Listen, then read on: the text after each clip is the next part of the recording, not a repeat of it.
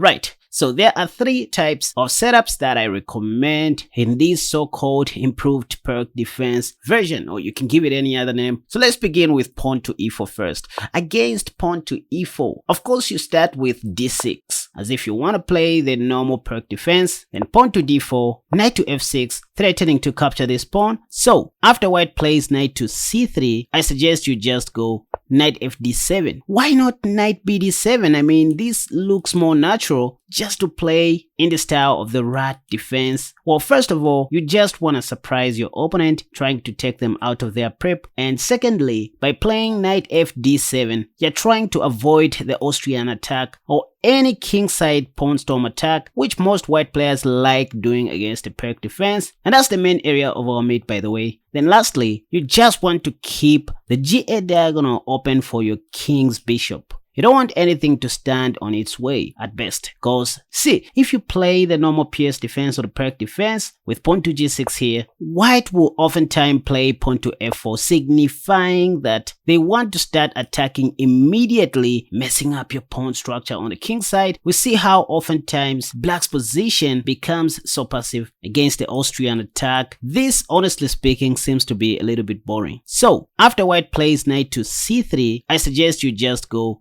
knight fd7 and wait to see what white is up to. So here is my recommendation for those of you who like playing the Pirc defense. If knight to f3, just simply go back to the king's pawn opening with pawn to e5.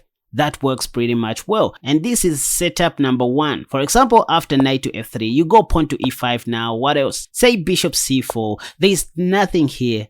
You can play bishop e7 if you want, knowing that if d takes e5 happens, you have d takes e5 as well. But what I like doing in this position is just to go pawn to h6.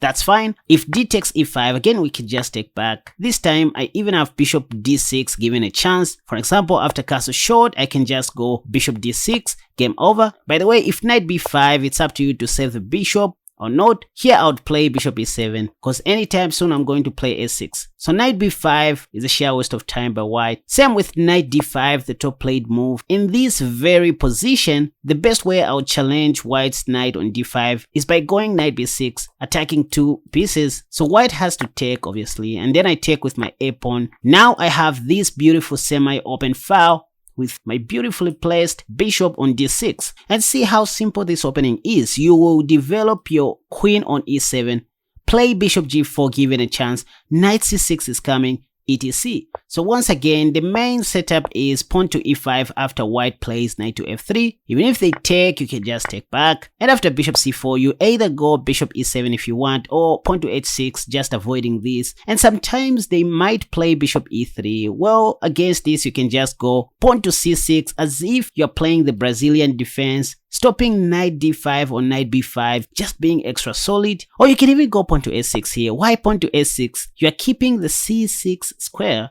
for your queen's knight. Yes, sometimes you can even put your queen's knight on c6, teaming up with your d knight to overprotect your e5 pawn. Say queen d2, they want to castle long, and now you go knight c6 for example. Say castle long, again, it's up to you to go bishop e7, or even better, bishop d6. This time there is no knight b5, and never should you be afraid of knight d5 anyways. You are going to see this move coming from time to time. Now that your king's knight on d7 already served its purpose of avoiding the Austrian attack and the kingside pawn storm, you can even put it back on f6. It's not a sheer waste of time. What you're doing with this move is you are challenging this useless knight on d5. Besides, you are attacking the e4 pawn. So white would take most of the times, and then you take back with your queen. Where are your weaknesses? From here, you're just going to castle short, play bishop e6, exchange the light squared bishops, I mean like this, and then start playing chess from there. No memorization involved. So this is what I just recommend to play against the classical variation of the Pirc defense after knight to f3. Just go back to the king's pawn game. Done. Now setup number 2 is where white tries to play the Austrian attack with an early pawn to f4 move on move number 4. In fact, this is the main reason why we want to keep this diagonal open for our king's bishop. We don't want to keep our knight on f6 because it's vulnerable to these kinds of attacks. And this is what I like about these guys. After pawn to f4, now it makes sense for me to go pawn to e6. I can even change the opening if I want.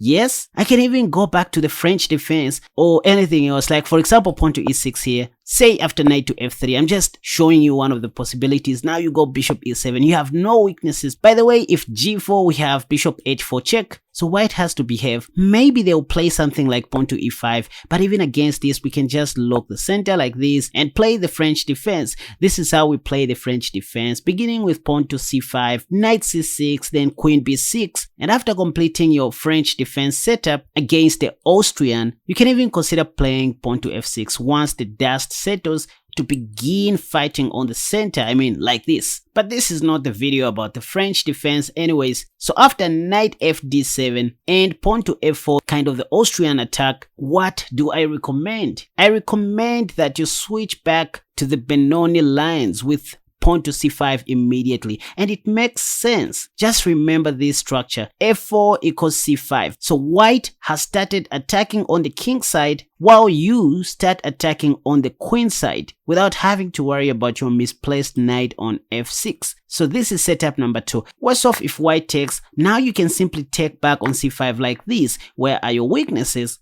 b4 looks ridiculous because you can always retreat your knight back if you want. Prepare to go a6 followed by knight c6, and remember you always have knight f6 once the dust settles. So against pawn to f4, just go c5 and you're warm and dry. They don't have to take, by the way, because you're just going to take back. You're going to see most of your opponents playing bishop e3 instead of pawn to b4. Remember, after b4 you can just retreat your knight back to d7. So say bishop e3 this time, because what else? Well, here you can just retreat your knight like this. There's no pawn to e5 in all these variations, by the way, because you will just be up a pawn. So say knight to f3. Once again, it's up to you to go pawn to e6, a6, knight c6, bishop e7 and castle short, or you stick to your Pirc defense strategies which you know well. For example, queen d2, they are planning to castle long, and then you go bishop g7, pop, and then castle short if you want. But wait a second, I'm not even a fan of castling short early because it becomes too obvious where white should focus his attack on.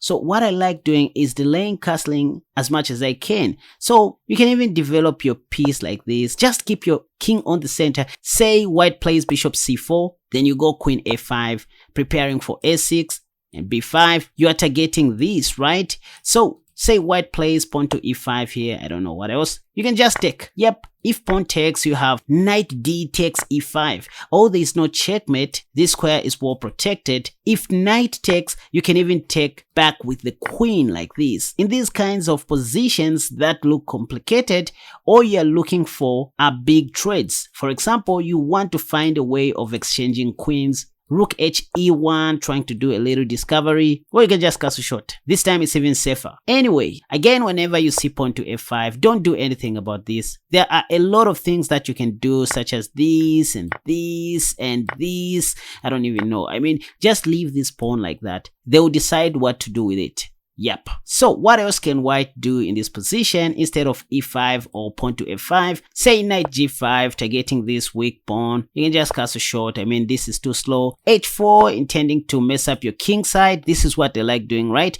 But you can always meet h4 with h5 like this. Sometimes they like being aggressive, playing g4, so that once you blunder, they can now go h5 and mess up your king side. But you don't even have to take. Rule of thumb, once your opponent begins to attack on the king side, think of any attacks that you can launch on the queen side. Guys, this is very important. Even if you are not very sure, this works like magic. The best way to deal with this g4 pawn is to let white take you so that you take back and then play bishop g4 timely. For example, instead of taking, I can also consider playing knight b6 here, attacking this bishop, so that once the bishop moves back, now I can take the g4 pawn with an attack and then simplify the game later on. If they play bishop e2, trying to hold on to their pawn, once again, you can just go bishop takes. This is what I was talking about. If bishop takes g4, you can just take back. I mean, h5 doesn't even work because of so many attacks. Just leave this pawn like this. There's no attack. I mean, knight c4 for example, and there's something going on here. So what am I saying? Because you don't have your king's knight on f6, you have flexibility. And when your opponent begins to attack on the king side like this, think of how you can counterattack on the queen side, beginning with queen a5 especially. And that was setup number 2. So f4 goes together with c5, provided your king's knight is already on d7. Right, now last setup for today. Instead of pawn to f4, what if white plays something else like bishop e3? Once again, moves like f3, f4 and bishop e3 prepares white to castle long in most cases. So against bishop e3, what I recommend is to go pawn to g6. Instead of going pawn to c5 first, we go pawn to g6 because we want to put the bishop here. And only now, say white plays pawn to f4, you can just go bishop g7. Nothing is obstructing your bishop on g7. The view is clear. That's one of our goals. So in other words, when you see bishop e3, think of the improved modern defense. I would say this is kind of the modern defense because your bishop on g7 is free. Again, let's just try to be very aggressive. I like aggressive players. Say pawn to f5 because what else? What did I say? Whenever you see pawn to f5, leave that pawn there. Let white decide what they want to do with this pawn. Here you can even go pawn to c5. Why? Because your bishop is already on g7 targeting this square. Say after white takes, you can even mess up white's pawn structure like this and then you take back. Yep, because after bishop takes c5, position is too simplified to even take like this. I mean, at the end of the day, it's all about who has a better pawn structure. I guess it's black in this position and I'll just start moving my king on dark squares since white doesn't have a dark squared bishop. But again, if you don't like exchanging queens, instead of taking on c5 right away, you can take on c5 with your pawn. Self-explanatory stuff. You're about to go pawn to b6, then develop your bishop along this diagonal, and then castle short. So these are the 3 setups that I wanted to share with you guys. The king's pawn line, the c5 Benoni line, and the pawn to g6 improved modern defense where your knight is on d7. Done. So if you guys liked this, be sure to hit the like button, and if you want to take your chess very serious, follow me on Patreon where I post other premium content and other long form videos. Until next time, have a wonderful day. Bye bye.